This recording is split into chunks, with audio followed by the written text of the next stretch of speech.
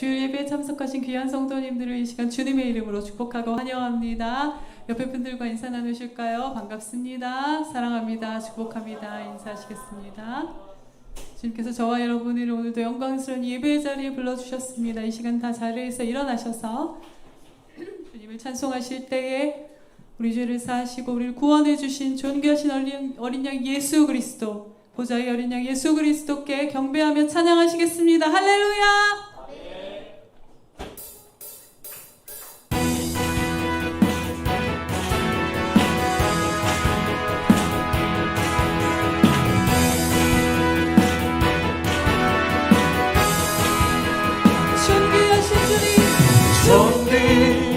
존귀하신 주, 감사 찬양과 경배 다 받으실 주님. 존귀하신 주,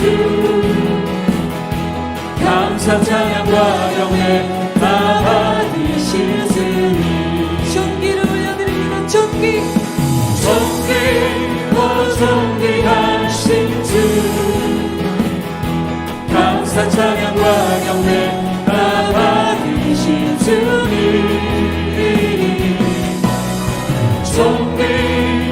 존귀하신 주, 감사 찬양과 경배 다 받으신 주님.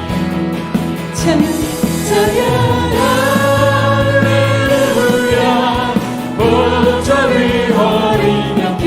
우리 경배하며 주께 영광 돌리네.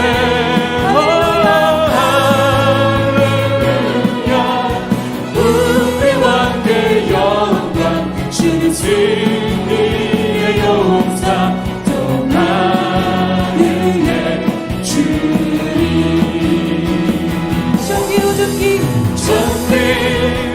존귀하신 주,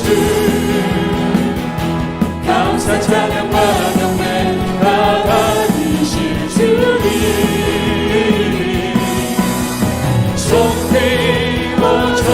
존귀하신 주, 감사 찬양과 경배 다 받으실 주님.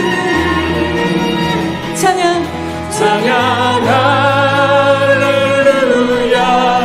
보좌 위 어린 양께 우리 경배하며 영광 돌리네. 할렐루야. 우리 왕께 영광, 주님 승리의 용사 또 나누네 주님. 찬양 할렐루야. 보좌 위 어린 양께 우리 경배하며 영광 돌리네. 할렐루야. 우리 왕께 영광, 주님 승리의 용사 또 나누네 주님. 주님 승리의 용사, 주님 승리의 용사 또 나누네 주님. 주님 승리의 용사 또 나누네 주님. 할렐루야! 승리하신 존귀하신 어린 양 예수 그리스도 주님을 바라보고 주께 영광 돌립니다.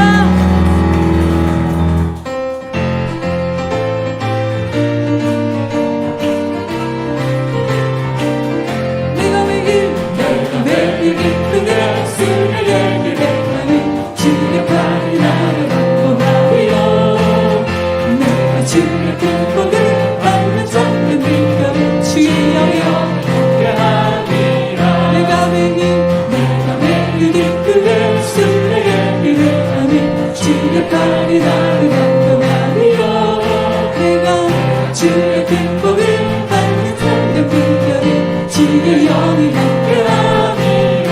성령이 대신에 할렐루야 함께하시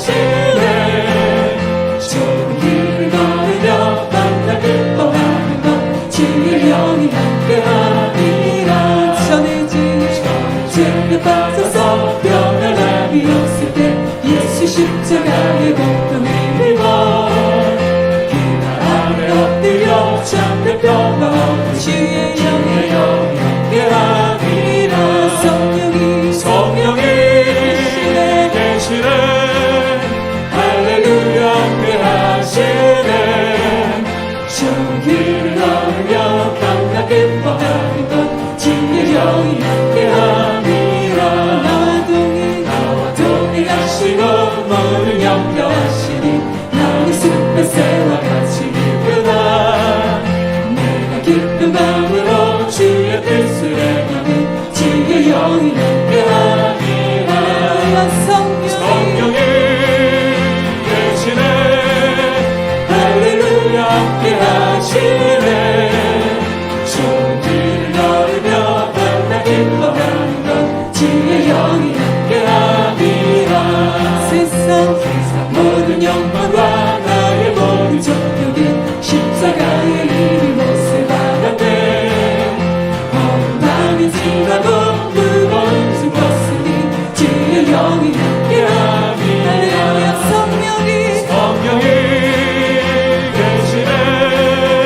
할렐루야 함께하시네. 좋은 길을 걸으며 만나 기뻐하는 것 주의 영이 함께하리라. 성령이 계시네. 할렐루야 함께하시네. 성령이 계시네. 할렐루야 함께하시네. 성령이 계시네. 할렐루야 함께하시네. 좋은 길을 걸으며 만나 기뻐하는 것 주의 영이 함께하리라. 좋은 길을 걸으며 만나 기뻐하는 것 주의 영이 함께하리라. 좋은 길을 걸으며 만나 기뻐하는 것 주의 영이 함께하리라. 할렐루야. 보혜사 성령 나님, 예배 영이신 주님, 이 예배 가운데 주님이 정말 역사하시며 말씀을 계시하시며 주보좌앞으로 인도하시는 영이심을 믿고 고백하고 주님께 순종합니다. 할렐루야. 할렐루야.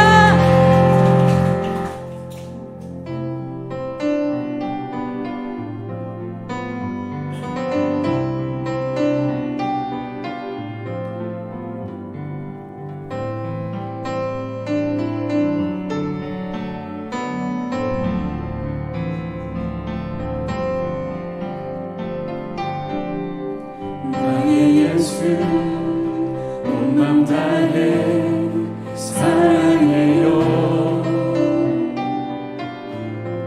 나의 예수 온 맘 다해 경배해요. 예수님께 온 맘 다해 승복해요. 영원토록 찬양을 드립니다. 나의 예수 온 맘 다해 사랑해요. 나의 예수 온 맘 다해 경배해요. 예수님께 온 맘 다해 승복해요. 영원토록 찬양을 드립니다. 당신을 순결하고 아름다운 주의 거룩하고 사랑스러운 능력과 영광의 주이시니라. 하늘과 땅이 주를 찬양해. 영광의 왕이 영원한 주님, 변화의 왕자 모든 만물의 주, 영원 영원토록 주님을 높이세. 나의 예수 온 맘 다해 사랑해요. 나의 예수 온 맘 다해 경배해요.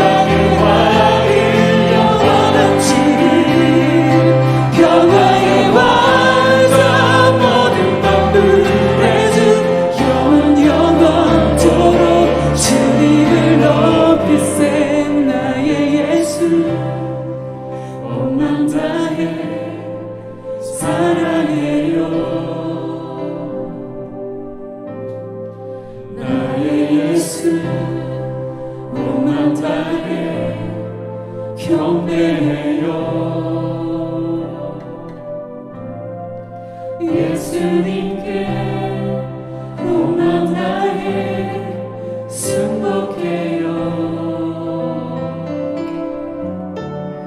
영원토록 찬양을 드립니다. 영원토록 찬양을 드립니다. 영원토록 찬양을 드립니다.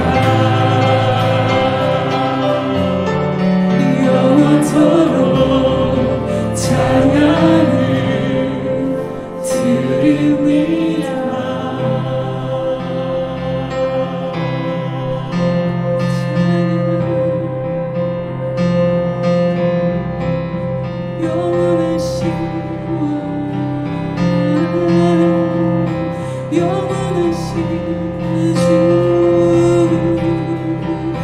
영광의 왕 예수,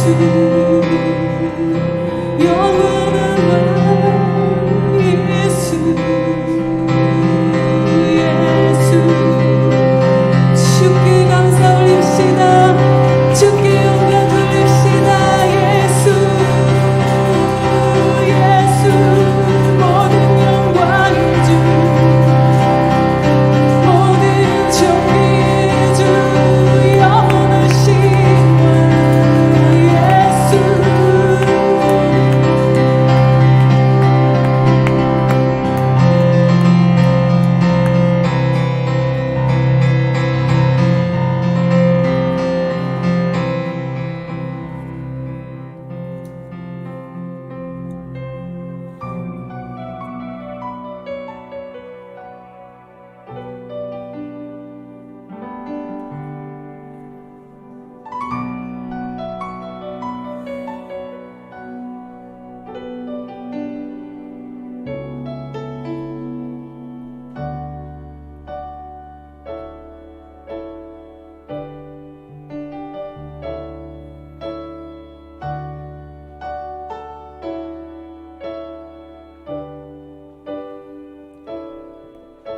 나 무엇과도 주님을 바꾸지 않으리.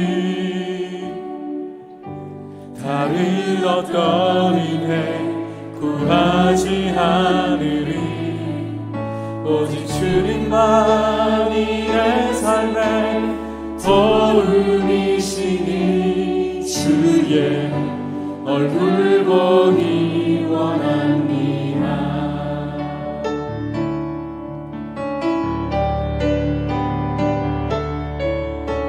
나 무엇과도 주님을 바꾸지 않으리. 다른 어떤 은혜 구하지 않으리.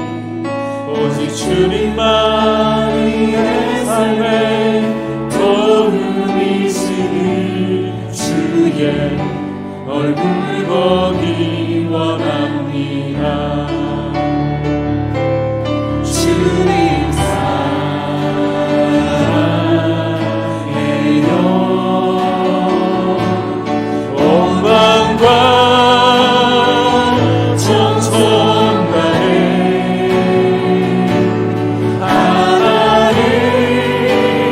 하나님의 신실한 친구 되기 원합니다.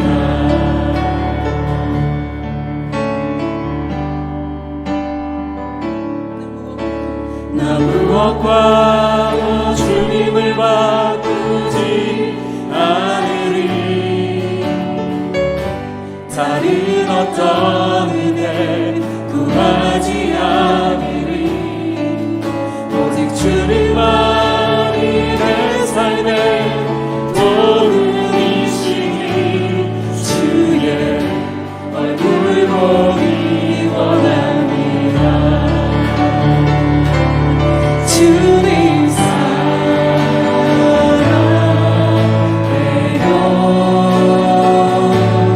온 마음과 정성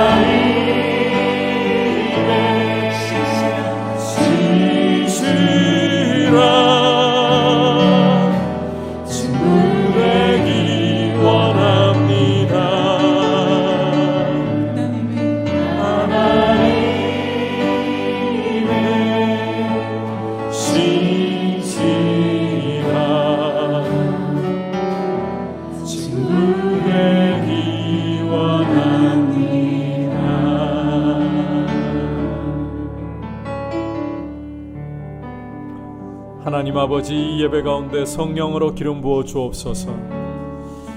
우리의 마음이 주님을 사모하고 주님을 갈망하고 주님을 만나기를 원합니다. 주님, 이 시간 우리 연약한 마음인 줄 아시오니 성령으로 우리 각 사람의 마음을 붙잡아 주시고 주님의 보혈이 우리 각 사람을 덮으시고 이 시간 아버지 앞에 감사함으로 사모함으로 사랑함으로 주님의 은혜를 이 시간 주실 것을 기대하면서 우리가 달려나갑니다. 아버지, 우리를 만나주시고 이 예배 가운데 예비한 은혜로 우리의 영혼을 충만하게 채워주시고 주님 만나는 기쁨이 충만하게 하옵소서. 주님의 이름이 존귀와 영광을 받으시는 복된 예배가 되게 하여 주시옵소서. 그리고 하나님 아버지, 수해로 인하여 고통받고 있는 많은 사람들이 있습니다. 사랑하는 가족을 잃고 집을 잃고 물질을 잃어버리고 망연자실한 많은 사람들이 있습니다. 주님, 위로하여 주시고 수해가 잘 복구될 수 있도록 온 나라가 힘을 합칠 수 있도록 특히 이와 같은 때에 교회가 깨어서 기도할 수 있도록 은혜를 주시고 우리 한국교회가 거룩한 회복과 부흥을 보게 하시며 여름 사역을 통해서 우리 다음 세대에게 우리 자녀들에게 하나님 아버지 거룩한 믿음이 심겨질 수 있도록 역사하여 주시옵소서. 같이 합심해서 기도하겠습니다. 하나님 아버지, 감사합니다. 우리를 이렇게 이 예배의 자리로 불러주시는 아버지께 감사와 찬양과 존귀와 영광을 드립니다. 아버지, 우리의 예배를 받아 주시옵소서. 우리가 주님을 사모하며 주님을 사랑하며 주님께로 나아갑니다. 아버지, 우리 연약한 모습이지만 우리를 성령으로 기름 부어 주시고 붙잡아 주셔서 주님께 신령과 진정으로 예배하게 도와주옵소서. 아버지를 사모하며 아버지를 사랑함으로 아버지께 갑니다. 참 미약한 사랑인 줄 알고 우리의 예배가 참 미약한 줄 압니다.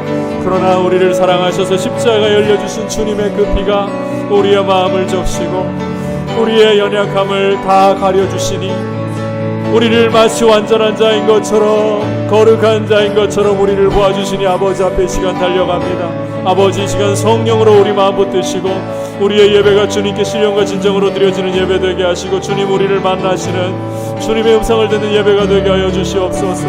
아버지, 수해로 인하여 많은 사람들이 고통을 당하고 있습니다.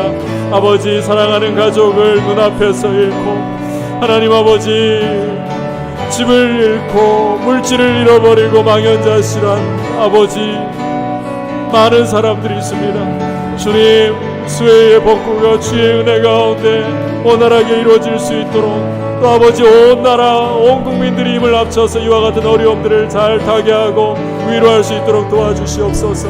특히 아버지, 우리 한국교회가 이와 같은 때에 기도하며 무엇보다 주님의 존귀하신 이름을 높여드릴 수 있도록 다시 한번 거룩한 회복과 부흥을 보게 하여 주시고 아버지, 우리 다음 세대들에게 우리 자녀들에게 우리 청년들에게 거룩한 믿음을 물려주고 심어주는 아버지, 귀한 우리 한국교회가 될 수 있도록 주님 앞에 쓰임받도록 붙들어 주시옵소서. 주의 임재 가운데 드려지게 하여 주시옵소서. 주님 사랑합니다. 주님 사랑해요.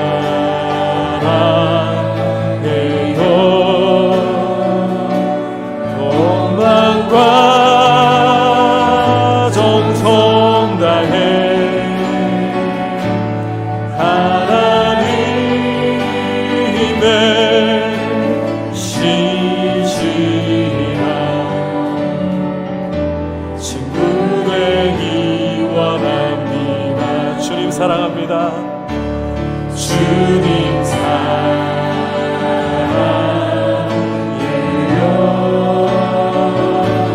원망과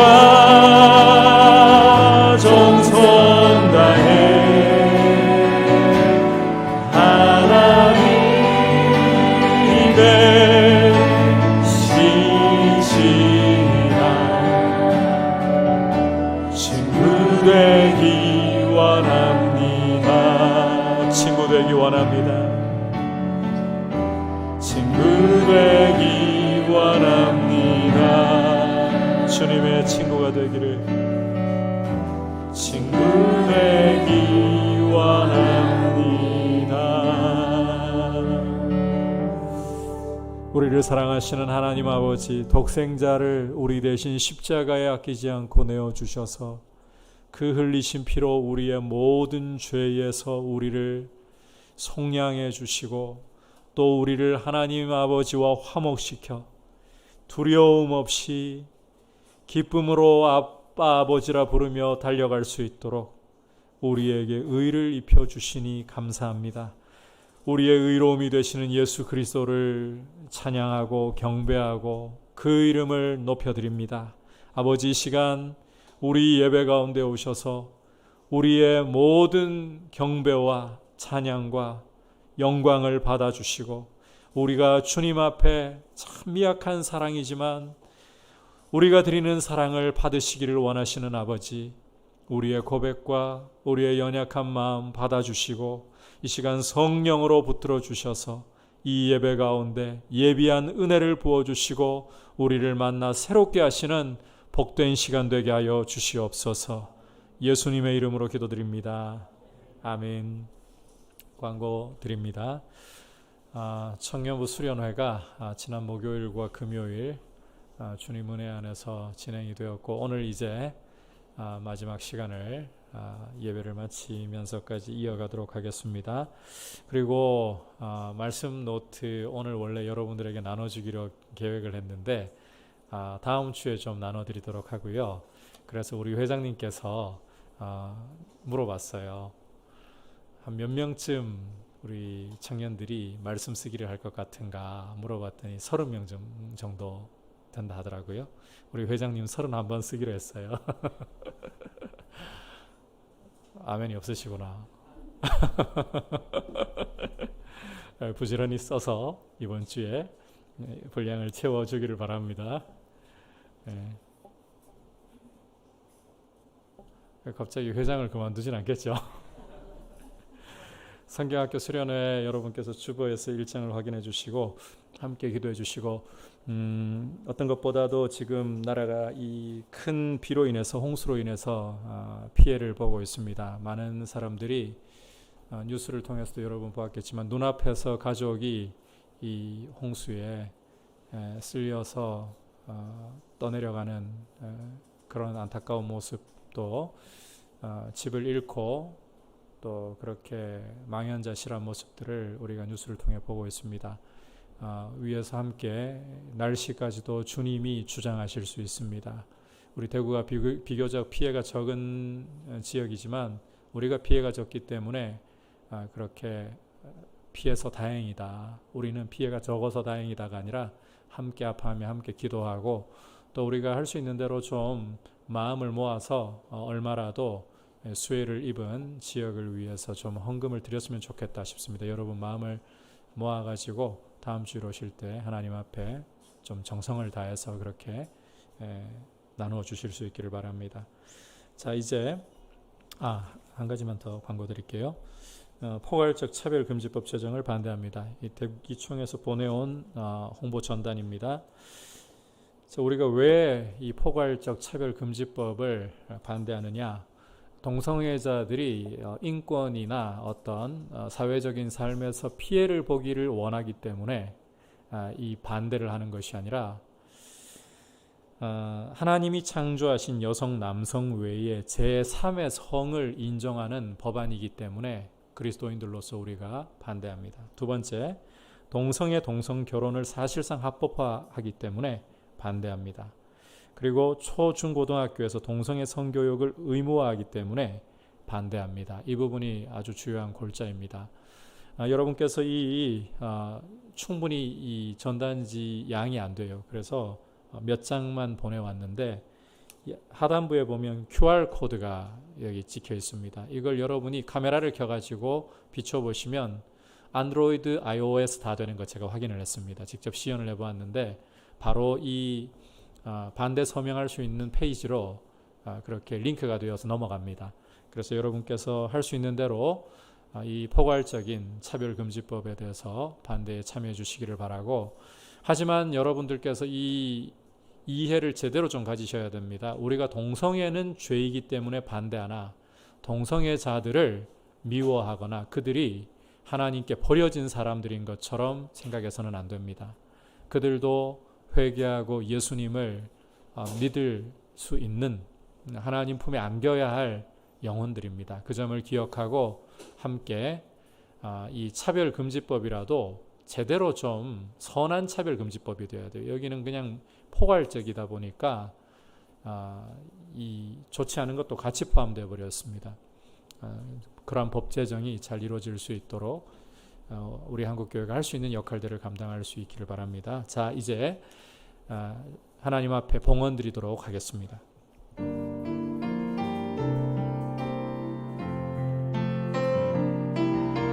나의 생명을 드리니 주 영광 위하여 사용하옵소서.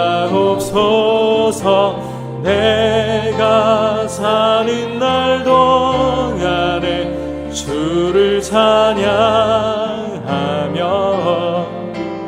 기쁨을 태우게 나를 받아주소서.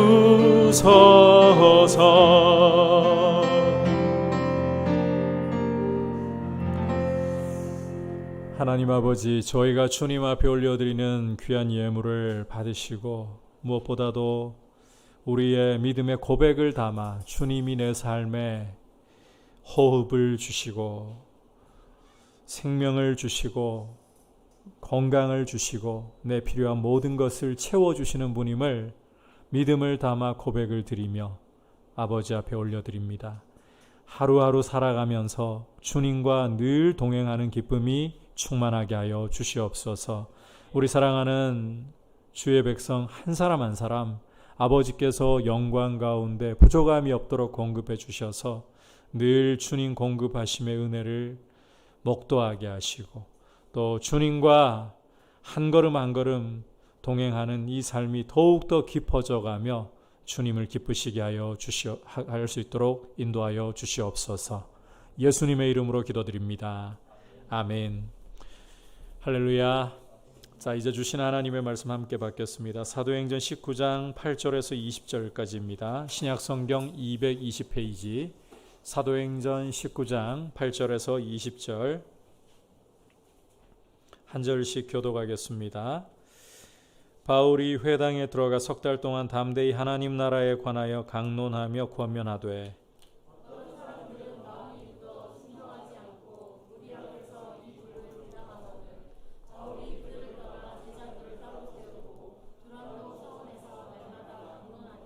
두 해 동안 이같이 하니 아시아에 사는 자는 유대인이나 헬라인이나 다 주의 말씀을 듣더라. 심지어 사람들이 바울의 몸에서 손수건이나 앞치마를 가져다가 병든 사람에게 얹으면 그 병이 떠나고 악귀도 나가더라.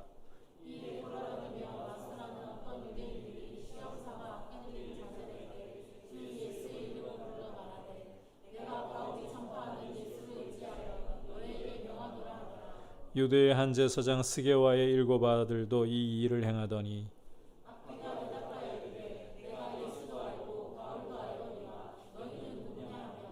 악귀 들린 사람이 그들에게 뛰어올라 눌러 이기니 그들이 상하여 벗은 몸으로 그 집에서 도망하는지라.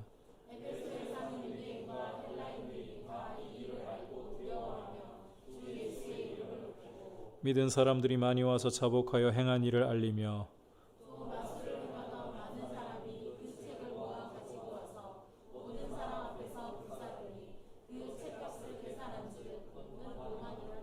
다 같이 이와 같이 주의 말씀이 힘이 있어 흥왕하여 세력을 얻으니라.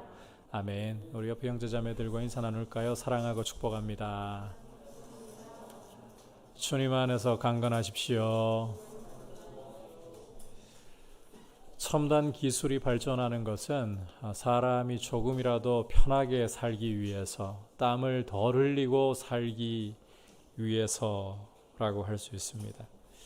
그런데 역설적이게도 땀을 덜 흘리기 위해서, 편리하게 살아가기 위해서 오히려 먼저는 땀을 많이 흘려야 합니다. 하지만 그와 같은 땀은 결국에는 이 더 편리한 삶이라는 그런 결과로 보상이 오기 때문에 앞에서 많이 흘리는 그 땀도 사람들은 가치 있게 귀하게 여기게 되는 겁니다. 사실 이걸 하나님께서 이 자연 만물 안에 원리로 심어 놓으셨어요. 땀을 흘려야 열매를 맺는다.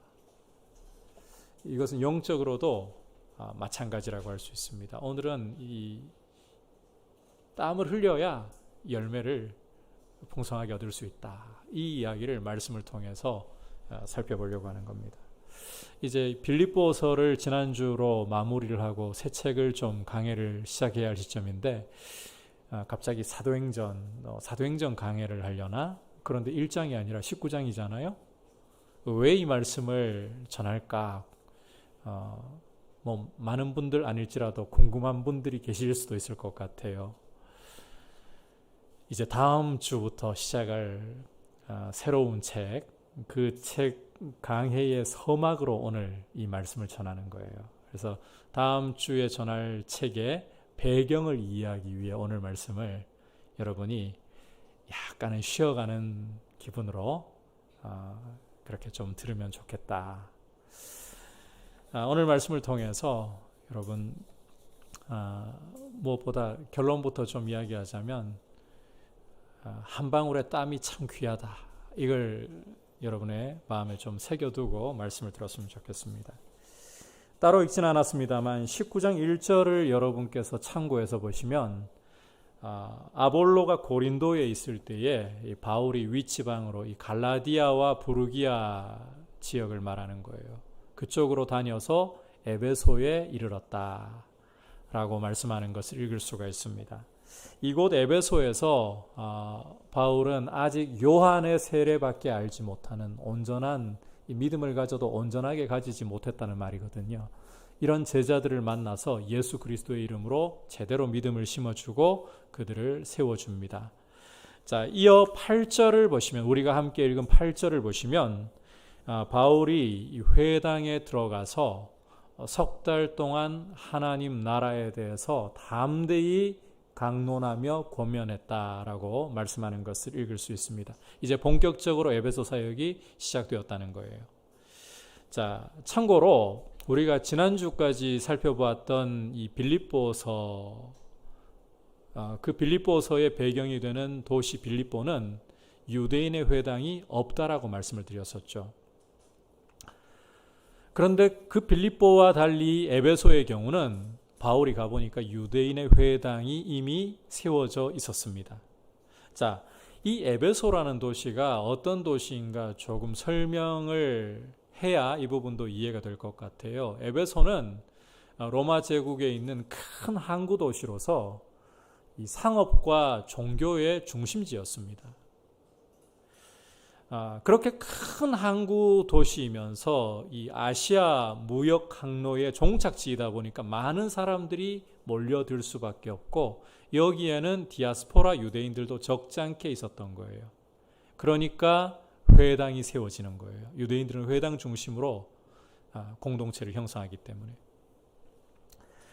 여러분이 사도 바울의 습관을 사도행전을 통해서 찾아보면 바울은 가는 지역마다 먼저 유대인의 회당을 찾은 것을 알 수가 있습니다. 왜 그렇게 회당을 찾는가 하면 이 회당이라는 곳은 성경 교육을 기반으로 하고 유대인들의 생활의 중심이기 때문에 모여들 수밖에 없거든요. 이보다 복음을 전하기에 적격인 장소가 어디 있겠습니까? 그래서 항상 가는 곳마다 먼저 회당을 찾아가서 복음을 전하곤 했던 거예요. 이 에베소에서도 바울은 회당을 찾아서 석 달 동안 하나님 나라를 담대히 강론을 했다. 그런데 성경을 읽으면서 질문을 많이 하는 사람들이라면 에베소에 바울이 가가지고 어떻게 유대인의 회당에서 그렇게 말씀을 전할 수가 있었을까? 낯선 사람인데 궁금해질 수도 있을 것 같아요. 이 유대인의 회당의 이 관습을 보면 회당장이 이제 성경을 읽는 사람도 또 있기도 있어요. 회당장이 읽을 수도 있지만 읽고 난 후에 여러분 가운데 형제들 가운데 권면할 하나님의 말씀이 있다면 하시오. 이러면 낯선 사람이라도 말씀을 전할 수가 있었어요. 이게 회당 분위기예요. 그러니까 바울이 이 에베소 회당에 가서도 말씀을 전할 수가 있는 거예요. 그렇게 3개월 동안을 담대히 하나님 나라에 대해서 강론하고 사람들을 권면한 거예요. 자, 그런데 이렇게 말씀을 전하는데 만만치 않은 상황이었습니다. 9절 전반부를 여러분이 보시면 이 회당에 모이는 사람들 중에 어떤 이들은 마음이 굳어서 순종하지 않고 이 무리 앞에서 아주 노골적으로 이 도를 복음을 비방을 했다고 말씀을 하고 있어요. 사도행전 기자인 누가가 명시적으로 밝히진 않았지만 유대인의 회당이니까 이방인들 중에도 유대인으로 개종하는 사람들이 있을 수 있잖아요. 그들이 방해한 것보다는 터줏대감 유대인들이 방해를 했겠죠. 자, 이렇게 거센 방해를 받게 되자 바울이 어떤 선택을 하느냐? 9절 후반부 우리 바울이부터 같이 한 목소리로 읽도록 하겠습니다. 시작. 바울이 그들을 떠나 제자들을 따로 세우고 두란노 서원에서 날마다 강론하니라. 자, 바울이 그들을 떠나서 제자들을 아예 따로 세우고 두란노 서원이라는 곳에서 날마다 말씀을 강론했다. 우리 주님은 산상설교를 여러분이 읽어보시면 거룩한 것을 개에게 주지 말고 너희 진주를 돼지에게 던지지 말라고 말씀을 하셨습니다. 개나 돼지는 먹을 거 안 주면 오히려 돌이켜서 던져준 보석이라도 진주라도 짓밟아버려요. 원래는 이 개, 돼지라는 표현이 유대인들 입장에서는 이방인들을 가리키는 용어죠. 그런데 주님께서는 하나님을 알지 못하고 이 복음의 가치를 알지 못하고 회방 놓고 훼손하는 그런 사람들에게는 복음을 보호해야 된다는 말씀을 하는 거예요. 예수님이 복음서를 읽어보면 특히 마태복음 13장 같은 곳에서는 비유로 하나님 나라를 다 설명을 해요. 이 비유라는 그릇 안에다가 말씀을 담아서 전하시는 거예요. 그렇게 하면 말씀을 사모하는 이들은 귀한 그릇에 이 비유라는 그릇에 담겨가지고 오니까 훨씬 잘 깨달아지는 거야. 하지만 이 주님의 말씀을 거부하는 이들에게는 이 비유라는 그릇이 이 말씀을 보호하면서 딱 막아버려요. 주님도 그렇게 하신 거예요. 따라서 바울이 특별한 주님의 명령이나 다른 이유가 있지 않다면 말씀을 받아들이는 제자들을 위해서라도 이들을 따로 세워서 집중해서 가르치는 게 필요한 거예요. 그래서 바울은 두란노 서원이라는 곳으로 제자들을 데려가서 그곳에서 따로 말씀을 가르치기 시작을 한 겁니다. 자, 우리말 성경을 보면 날마다 강론하니라 이걸로 설명이 끝나요. 그런데 여러분이 찾아볼 수도 잘 없을 것 같긴 한데 고대 사본들 중에 참고를 해보면 어떤 사본에서는 오전 11시부터 오후 4시까지 날마다 강론하니라 이렇게 기록을 하고 있어요. 참고로 이 두란노 서원이라는 것도 좀 여러분이 궁금할 수가 있을 것 같은데 이 두란노라는 철학자로 학자들이 추정을 합니다. 두란노라는 철학자가 자기 제자들을 양성하던 학당이 바로 두란노 서원이다. 그리고 이 에베소는 오늘날의 터키 지역에 있거든요. 이곳은 요즘은 이상 기후 때문에 좀 다를 수 있을지 몰라도 낮 시간에 바울이 제자들을 가르쳤던 이 오전 11시부터 해가지고 오후 4시까지는 본격적으로 뜨거워지는 때입니다. 굉장히 더워요.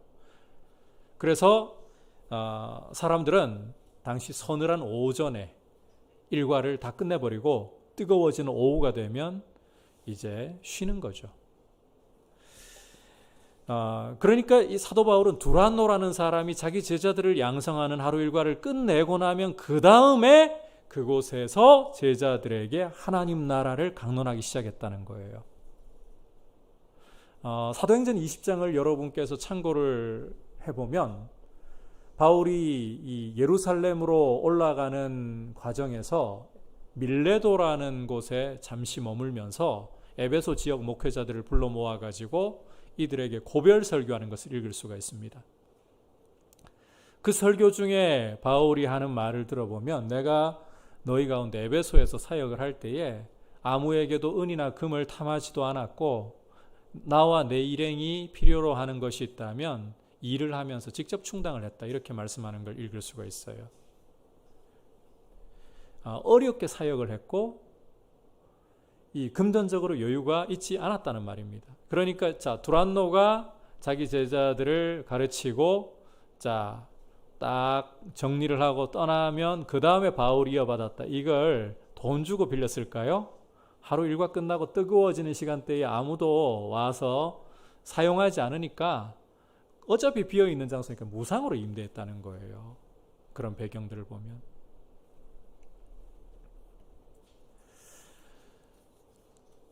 그러다 보니까 굉장히 힘든 시간대입니다. 11시부터 오후 4시까지. 밥은 먹고 좀 해도 해야 될 것 같으니까 1시간 정도 넉넉하게 밥 먹는 시간 뺀다 손 치더라도 적어도 하루에 4시간. 남들은 다 집에서 뜨거워서 쉬고 있을 시간. 그 뜨거운 시간대에 사도 바울은 제자들에게 구슬땀을 흘리면서 하나님 나라를 강론하고 제자들은 하나님 나라에 대해서 말씀을 배웠다는 거예요. 매일 적어도 4시간. 이걸 얼마나 했느냐. 10절 머리 부분을 보니까 얼마나 했다고 말씀을 하고 있습니까? 2년 동안을. 여러분 생각을 해보세요. 그 수련회 하면서 1시간 정도는 말씀을 듣는데 큰 무리는 없죠. 해보니까 1시간도 힘들죠? 솔직히 말하면 힘들죠? 근데 1시간까지는 참아줄 수 있겠어. 1시간 반 정도 되니까 어때요? 몸이 이제 서서히 이 주리를 틀기 시작하고 언제 끝나지? 막 이런 생각이 들지 않아요? 그런데 4시간 하루에 4시간, 최소 4시간. 그것도 우리처럼 에어컨 없어요. 선풍기도 없어요. 남들 뜨거우니까 쉬고 있을 시간이에요. 그런 시간에 4시간, 적어도 4시간을 날마다 2년 동안이나 하나님 나라를, 말씀을 바울이 가르쳤다는 거예요. 구슬땀을 흘리면서 가르쳤다는 거예요. 비지땀을 흘리면서 가르쳤다는 거예요. 말씀을 배우는 사람들도, 제자들도 마찬가지. 말씀을 듣고 배우기 위해 함께 구슬땀을 흘리고 비지땀을 흘렸다는 거예요. 자, 과연 이 땀은 어떻게 될까요? 어떤 결과를 가져올까요? 우리 함께 10절 아시아에부터 함께 읽도록 하겠습니다. 시작.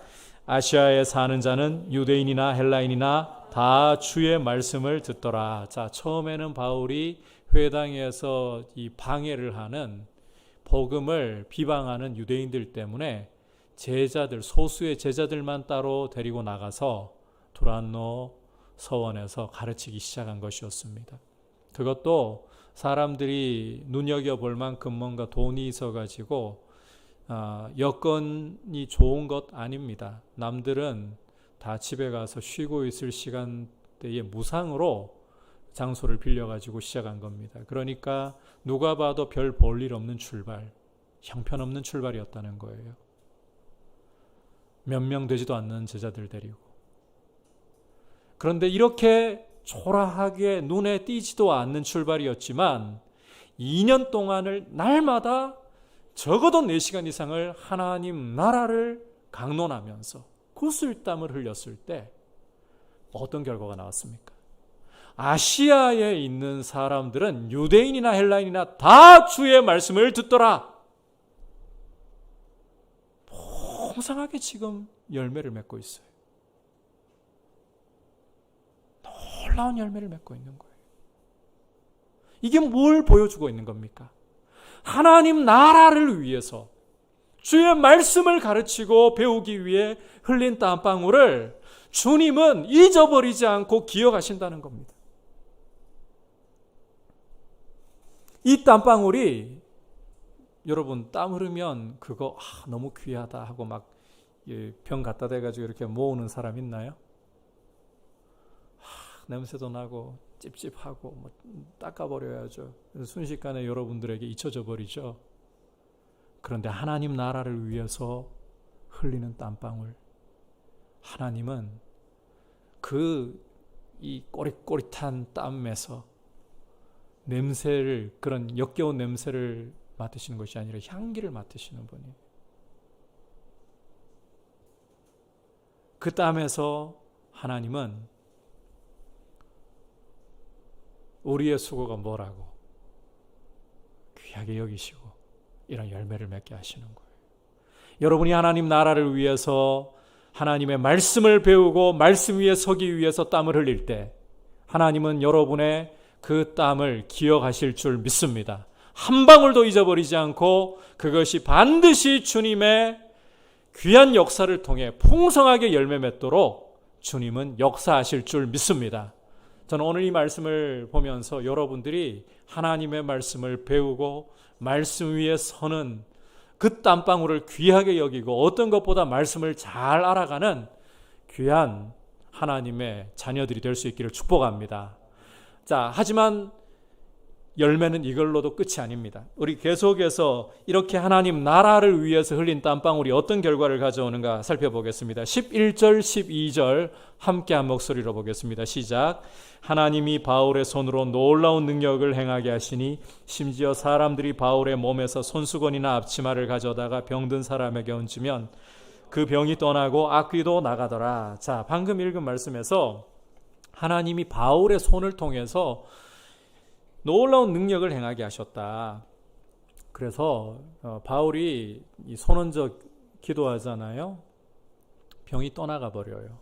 손 얹어 기도하잖아요. 귀신이 떠나가 버려요. 신유와 축기 사역이 바울의 손을 통해서 일어나는 거예요. 그런데 여기서 그치지 않고 정말 신기한 일이 또 일어나요. 바울의 몸에 있던 손수건, 앞치마, 이걸 가져다가 귀신 들린 사람에게, 병자에게 올려보잖아요. 무슨 일이 일어납니까? 귀신이 떠나가는 거예요. 병이 낫는 거예요. 손수건, 바울이 직접 안수한 게 아니에요.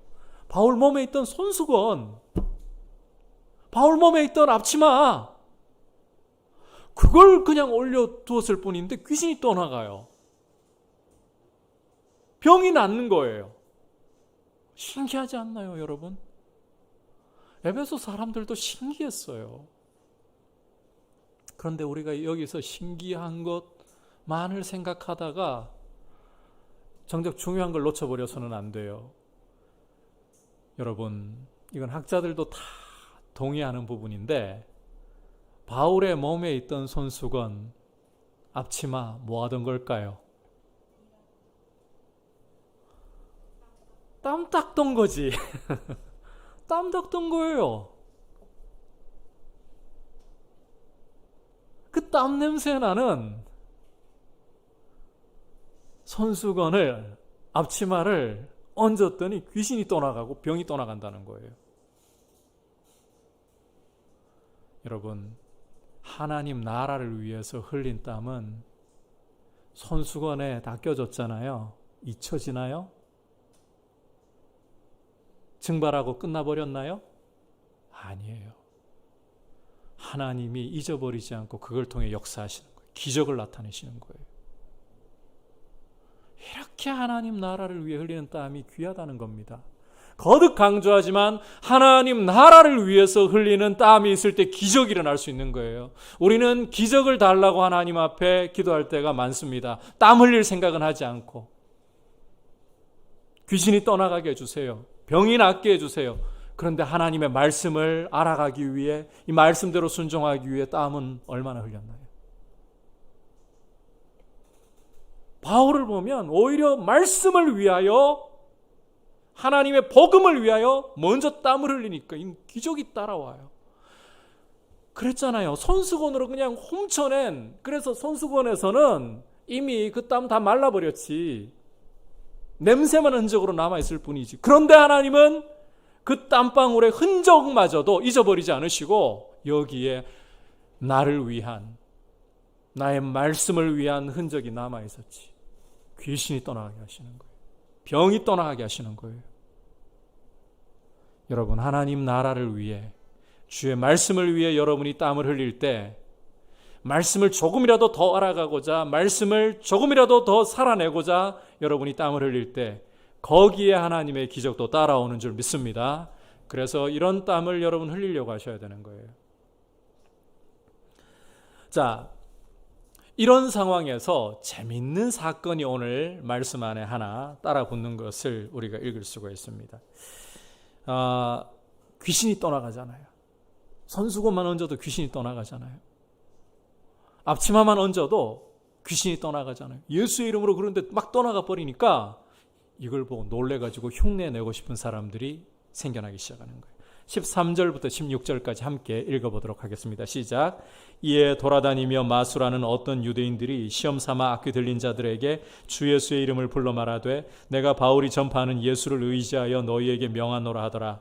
유대의 한 제사장 스게와의 7 아들도 이 일을 행하더니 악귀가 대답하여 이르되 내가 예수도 알고 바울도 알거니와 너희는 누구냐 하며 악귀 들린 사람이 그들에게 뛰어올라 눌러 이기니 그들이 상하여 벗은 몸으로 그 집에서 도망하는지라. 이 에베소라고 하는 도시는 고대로부터 마술, 주술 이런 게 대단히 성행했고 이 마술과 주술의 대명사인 도시였습니다. 오죽하면 주술서를 가리켜가지고 에베소 글이라고까지 부를 정도였다고 하니까 말 다 한 거잖아요. 그러니까 이 에베소에서 진짜 귀신이 떠나가고 병이 떠나가고 이런 역사가 사도 바울을 통해서 일어나고 있으니까 이 마술사들이 놀란 거예요. 자기들이 마술로 하는 것과는 이게 달라도 뭔가 차원이 다르거든요. 그래서 바울이 하는 걸 한번 흉내 내보려고 한 거예요. 그래서 바울이 전하는 예수의 이름으로 귀신 들리는 사람에게 찾아가서는 떠나가라 이렇게 마술사들이, 주술사들이 이런 일을 해본 거예요. 그런 사람들 중에 한 대표적이었던 인물들 소개하는데 스게와라는 유대 제사장의 아들들이죠. 7 아들들. 이들이 귀신 들린 사람에게서 귀신 좀 쫓아내달라는, 그 전부터 이렇게 주술을 행하고 있었겠죠. 부탁을 받고 갔어요. 사람들은 다 둘러앉아 있을 거예요. 어떻게 귀신을 쫓아내는가. 이들이 바울 흉내를 한번 내보겠다고 바울이 전하는 예수의 이름으로 나한테 명한다. 귀신아 떠나가 이랬거든요. 어떻게 됐을까요? 떠나갔을까요? 떠나기는 개뿔. 안 떠나가. 왜 떠나가? 오히려 이렇게 막 소리를 지르는 거예요. 내가 예수도 알고 바울도 아는데 니놈들은 누구냐? 이러면서 갑자기 달려들더니 그전에는 어떻게 있었는지 몰라요. 알아 누워 있었는지 귀신 들려가지고 뭐 어떻게 있었는지 모르겠어요. 갑자기 괴력을 발휘하면서요. 7명 둘러 앉아가지고 죽겠을 거 아니에요. 다 때려 눕혀버렸어요. 여러분, 귀신 들린 사람은 초인적인 힘을 발휘할 수 있어요. 여러분께서 공관복음서 마태, 마가, 누가 이 세 책을 읽어보시면 거라사 광인 이야기가 나오죠. 귀신 들린 거라사 광인. 군대 귀신이 들어가니까 이 옷도 다 벗어 던진 채, 벌거벗은 채로 돌을 집어 들어가지고 몸을 막 상하게 하면서 밤낮 괴성을 지르면서 짐승처럼 사나운 맹수처럼 살잖아요. 이걸 보고서 사람들이 괴로워서 못 사는 거예요. 만날까 봐 겁나가지고 이걸 좀 제어를 시켜야 된다. 쇠사슬 가지고 쇠고랑을 가지고 이 사람을 여러 차례 묶었다 그래요. 그런데 군대 귀신이 들어가 있으니까 얼마나 괴력의 소유자인지 다 끊어버려요. 헐크가 따로 없는 거예요. 귀신 들린 사람이 지금 스게와 7 아들들 한 사람이 7명 다 때려 눕혀버린 거예요. 그러니까 이 스게와의 아들들이 옷도 제대로 두들겨 맞으면서 눌리면서요, 옷도 막 벗겨지고 그랬겠죠. 옷도 못 챙긴 채 혼비백산해가지고 걸음아 날 살려라. 근데 이런 일이 일어나면서 이 사건이 오히려 재밌는 효과를 가져왔습니다. 놀라운 효과를 가져왔습니다. 우리 17절부터 20절까지 함께 읽어보겠습니다. 시작. 에베소에 사는 유대인이나 헬라인들이 다 이 일을 알고 두려워하며 주 예수의 이름을 높이고 믿은 사람들이 많이 와서 자복하여 행한 일을 알리며 또 마술을 행하던 많은 사람이 그 책을 모아가지고 와서 모든 사람 앞에서 불사르니 그 책값을 계산한 즉 은 5만이나 되더라. 이와 같이 주의 말씀이 힘이 있어 흥왕하여 세력을 얻으니라. 자, 이 무슨 일이 일어났는가? 이 말씀을 보니까 스게와의 아들들 사건이 홍보대사 역할을 한 거예요. 이걸 그 귀신 들린 사람들 가족들 가족만 있었겠어요. 우리 어릴 때 집에서 애군 떨쳐내겠다고 굿하잖아요. 그러면 어떻게 해요? 동네가 다 오지. 굿판이 벌어졌는데 동네가 다 모여들어가지고 구경하죠. 사람들 앞에 일어난 일이에요. 이걸 보니까 귀신이 뭐라고 했나요? 내가 예수도 알고 바울도 아는데 귀신들도 예수의 이름을 안다고. 이 마술사들이 이게 하던 이 축기와는 비교할 수가 없는 거예요. 이 일 통해서 보니까 바울이 귀신을 쫓아내는 이 사역은 마술사들이 감히 흉내낼 수 없는 차원이라는 게 더 드러나 버리는 거예요. 게다가 귀신들이 예수님의 이름을 인정하고 있는 거예요. 이걸 사람들이 옆에서 보면서 차원이 다르구나. 홍보대사 역할을 해버린 거예요. 이 사건이. 입소문을 타고 퍼지면서 바울이 전하는 예수. 이 이름은 귀신들도 인정할 수밖에 없는 이름입니다. 그 이름 앞에 자신들의 행한 바를 자복하면서 죄를 회개하면서 돌아오는 역사가. 뿐만 아니라 마술사들이 자기들이 가지고 사용했던 그 마술책들, 주술서들을 들고 와가지고는 이 사람들이 아마 이 제법 큰 광장으로 생각이 듭니다. 사람들이 보는 앞에서 태우는데 은 5만이나 할 정도의 분량의 책을 태웠다 그래요. 이 은 5만 그러니까 여러분 별로 감이 안 잡히잖아요. 제가 아주 짜게 좀 계산을 하자면 하루 일당 10만 원 쳐가지고 노동자 일당 요즘 10만 원 가지고 안 될 건데 아주 짜게 그렇게 10만 원만 쳐가지고 이야기를 해볼게요. 하루 일당 10만 원이잖아요. 이걸 5천일을 모아야 은 5만 정도. 그러니까 10만 원으로 짜게 계산을 해도 5억 원 정도 분량의 책들이라는 거예요. 책이 요즘처럼 이렇게 딱 재본돼 가지고 우리 이것도 두꺼운 거잖아요. 이렇게 안 돼 있어요. 파피루스 같은 데다가 돈 좀 있으면 양피지 같은 데다가. 그러니까 책 한 권 들고 온다 하면 어떻게 들고 오겠어요? 이런 걸 들고 오는 거지. 그런 걸 짜게 계산했다 그랬어요. 5억 원 정도 어치를 들고 와가지고 태운다고 생각을 해보세요. 넓은 이 마을 광장에서, 에베소 큰 광장이 있는 데서 이걸 모아가지고 불태운다. 그 동네 다 볼 수밖에 없을 정도로 장관이겠죠. 거대한 캠프파이어가 일어나는 거죠. 그렇게 복음 앞에 사람들이, 마술사들이 굴복하고 돌아오는 거예요. 이게 그냥 이루어지는 게 아닙니다.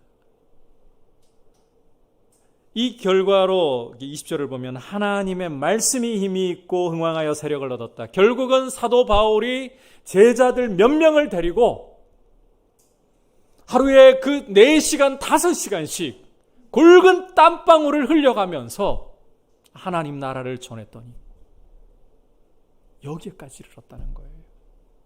하나님이 이 땀방울을 잊지 않으시고 이렇게 마법사들도 자신들이 하고 있는 것이 진짜가 아니라 예수의 이름이 진짜이다. 굴복하는 역사가 나타났다는 것입니다. 하나님이 그 땀방울을 기억하신 결과라는 거예요. 우리가 따로 살펴보진 않겠지만 이 다음 말씀을 여러분이 사도행전 19장에서 읽잖아요. 아데미 여신상을 만드는 데메드리오라는 사람, 그리고 은장색들이 이제 벌어먹고 살 길이 없어지는 거예요. 예수를 믿기 시작하니까 아데미 우상이잖아요. 먹고 살 길이 없어. 자기들은 지금까지 그 신상 만들어가지고 짭짤한 수익을 챙겼는데 이젠 하나님 앞으로 돌아가니까 폭동을 일으켜버릴 정도가 되잖아요. 우리도 먹고 살자 이런 폭동을 일으키잖아요. 비방하면서. 여러분, 하나님 나라를 위한 땀방울이 흘려지니까 하나님이 그 땀방울을 기억하시고 이렇게 역사를 일으키시는 거죠. 이런 배경을 가지고 있는 교회가 에베소 교회였습니다. 그러니까 얼마나 말씀 위에 단단히 서 있겠습니까? 신약에 기록되어 있는 교회들 중에 말씀 실력이라고 한다면 에베소 교회를 능가할 교회가 잘 없습니다. 아니, 없다고 해도 무방할 거예요. 그래서 여러분이 요한계시록 2장을 읽어보시면 사실은 우리 주님이 이 에베소 교회를 책망하시는 내용을 담고 있잖아요.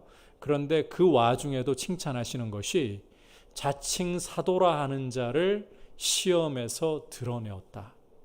에베소 교회가 소위 이런 거예요. 이 오늘날과 같은 예배의 형태는 아니거든요. 이렇게 딱 갖춰진 이 건물과 또 예배의 이런 격식들과 또 목회자도 이렇게 신학교를 졸업해가지고 목사 안수 받고 공인되고 이런 형태는 아니잖아요.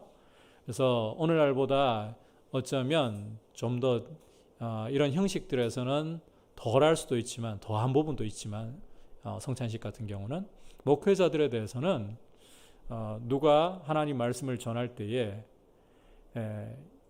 자칫 잘못 속이면 딸려갈 수도 있다고요.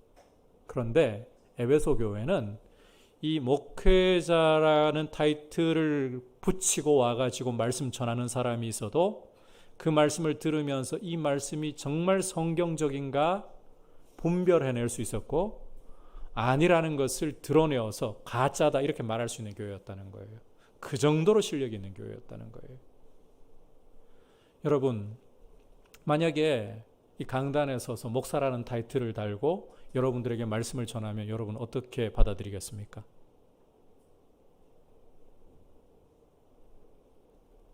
생각 없이 받아들일 수도 있다고요. 목사님이 전하니까. 제가 어릴 때는 시골 교회에서요, 저희 부모님 세대에 그러셨어요. 목사님이 전하니까 하나님 말씀이지. 아닐 수도 있는데도. 그런데 에베소 교회는 그렇지 않았어요. 사도 바울로부터 2년 동안을 매일 4시간씩 5시간씩 구슬땀을 흘리면서 말씀을 배운 결과, 그렇게 가르친 결과 사도라고, 자칭 사도라고 하면서, 사도 그러면 더 이상 의문 제기하지도 않습니다. 초대교회 당시에는. 그들을 시험해서 가짜다. 니골라당이 파고 들어와서 이 영지주의적인 이단이에요. 이 물질과 영적인 것을 아주 첨예하게 갈라놓고 예수님이 이 육신으로 오신 것을 부정하는 예수님 소위 가현설, 그렇게 보이게 나타난 것뿐 뭐 이런 식으로 주장하는 이단이 파고 들어와도 그걸 분별해내서 그들을 미워하고 그들을 쫓아낼 수 있는 교회가 에베소 교회였다는 거예요. 그런 실력 있는 교회. 그 교회에게 쓴 편지가 바로 에베소서입니다. 이제 다음 주부터 이 에베소서를 여러분과 함께 나눌 거예요. 그래서 바울의 서신 중에 가장 깊이 있는 책이 무엇이냐? 에베소서입니다. 수준이 되니까 교회가 그 정도 말씀을, 저는 여러분들에게 그 에베소서를 풀어드릴 거예요. 그런데 에베소 교회는 그 말씀을 읽어주는 대로 설교로 받아들인 거예요. 그 압축된 메시지를. 그 정도의 수준 있는 교회. 얼마나 멋있어요. 그런데 이게 어디서부터 출발한 거냐? 땀 한 방울로부터 출발하는 거예요. 여러분, 하나님의 나라를 위해서 주의 말씀을 배우기 위해서 흘리는 땀 한 방울, 그 말씀대로 살아내기 위해 흘리는 땀 한 방울, 하나님 보시기에는 나이아가라 폭포 저리 가라입니다. 그렇게 귀합니다. 이과수 폭포 저리 가라예요. 그렇게 귀한 거예요. 하나님은 여러분이 하나님의 말씀을 사모하고 말씀을 위해 흘리고 말씀을 살아내기 위해 흘리는 그 땀 한 방울을 그 냄새가 나서 닦아버리고 샤워해서 빨리 떨어내버리려고 하는 그 땀 한 방울조차도 하나님은 잊어버리지 않으시고 오히려 저 나야가라 폭포보다 이과수 폭포보다 더 귀하게 여기시고 하나님의 귀한 역사를 이루어 주시려고 하시는 거예요. 말씀을 위하여 땀 흘리시기를 바랍니다. 하나님의 말씀을 배우고 그 말씀대로 살아내기 위해 여러분 땀을 흘릴 수 있기를 축복합니다. 그렇게 함으로써 하나님께서 여러분들을 통해서 우리 민들레 교회를 통해서 하나님의 말씀의 역사가 흥왕해지는 그리고 우리 한국교회가 이런 말씀을 다시금 회복하는 그런 운동이 좀 일어나가지고 통일될 거예요. 여러분 앞으로 북한과 통일이 이루어질 거예요. 남과 북의 교회가 정말 손을 잡고 하나가 되어서 열방을 향해서 이 거룩한 말씀이 선포되게 하는 통로로 쓰임받는 그런 아름다운 역사를 정말 보기를 원합니다. 그러기에 여러분들의 땀 한 방울이 한 방울 한 방울이 섞여서 주님이 사용하시는 귀한 통로들이 될 수 있기를 축복합니다. 기억하십시오. 주의 말씀을 배우기 위해 그 말씀을 또 우리 주일학교 교사들도 있죠. 아이들에게 가르치기 위해 그 말씀대로 살아내기 위해 흘린 땀 한 방울 주님은 잊어버리지 않으신다. 귀한 열매로 맺게 하신다. 이 귀한 은혜를 우리가 기억하고 말씀을 배우고 말씀 위에 거하는 말씀 안에 거하는 축복을 우리가 함께 누릴 수 있도록 합시다. 이제 말씀을 생각하면서 찬송가 200장 하나님 앞에 고백드리도록 하겠습니다.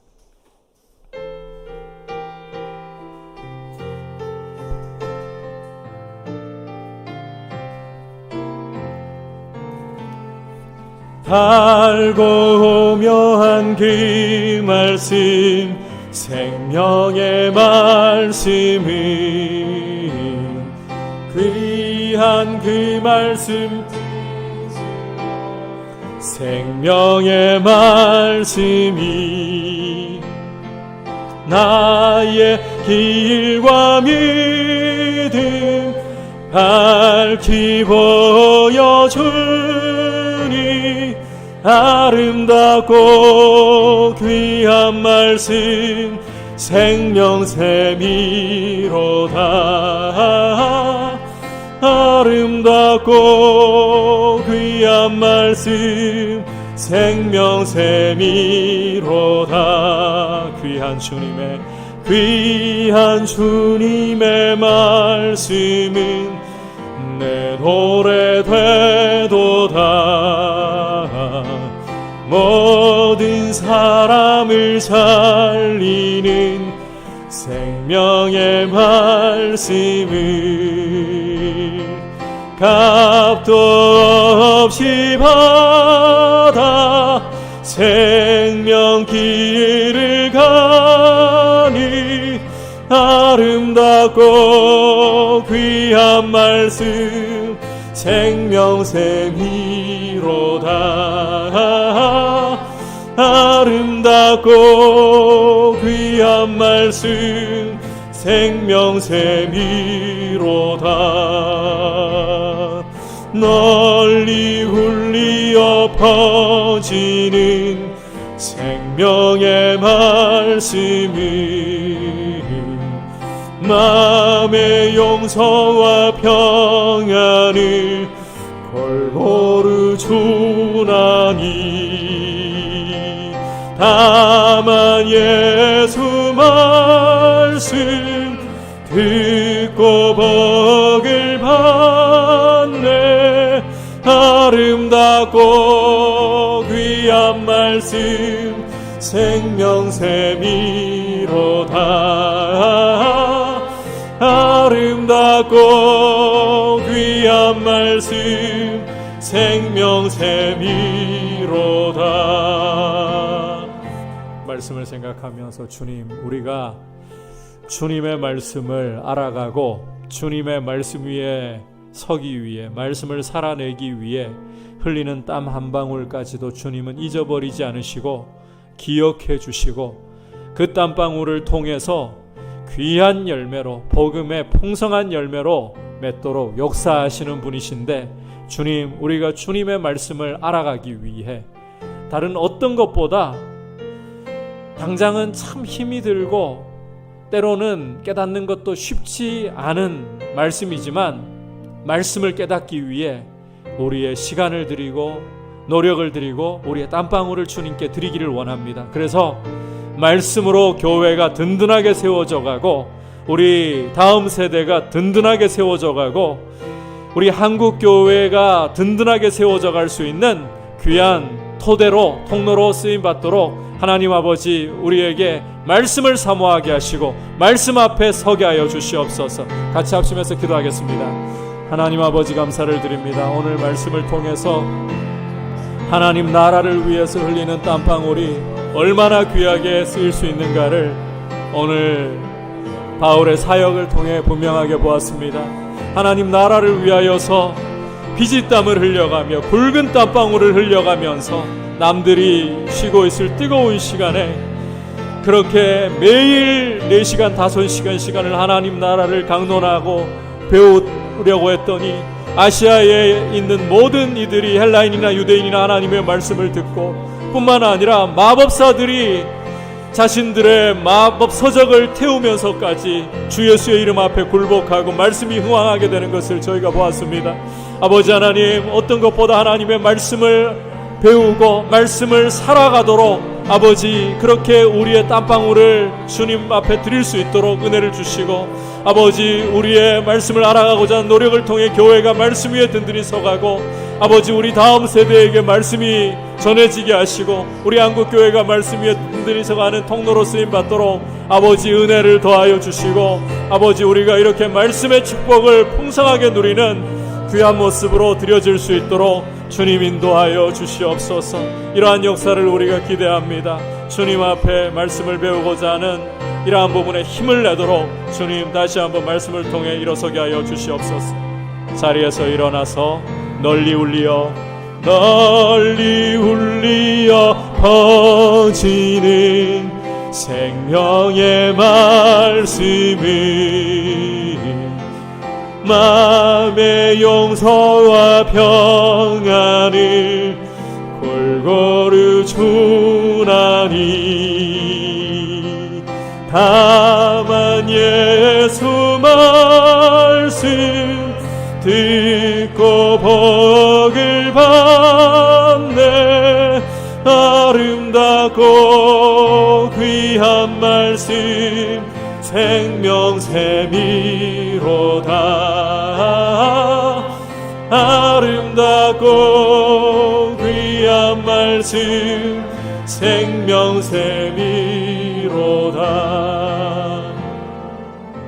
하나님 아버지, 사도 바울이 제자들, 몇 안 되는 제자들을 데리고 피지땀을 흘리면서 하나님 나라에 대해서 날마다 2년을 강론할 때에 하나님 아버지께서 그 땀방울 기억하시고 에베소 지역에 유대인이든 헬라인이든 다 주의 말씀을 듣게 되고, 마술사들도 그들의 서적을 가져와서 불태우며 예수 그리스도의 이름 앞에 회개하고 돌아오는, 말씀이 힘을 얻어 흥왕하는 역사를 보게 하셨던 것 저희가 말씀을 통해 봅니다.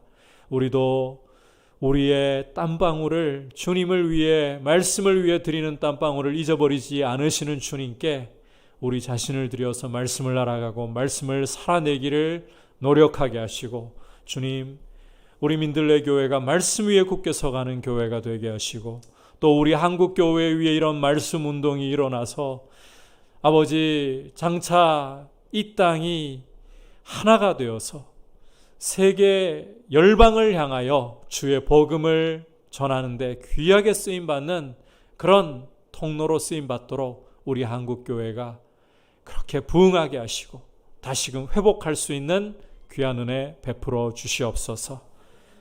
예수 그리스도의 크신 은혜와 하나님 아버지의 지극하신 사랑과 성령 하나님의 감화 감동 충만하게 하신 은혜의 역사가 말씀을 사모하며 말씀을 배우며 말씀대로 살아내기를 사모하는 모든 주의 백성들 위해, 열방을 섬기시는 선교사님들 위해 이제부터 영원토록 함께 계시기를 간절히 축원하옵나이다. 아멘.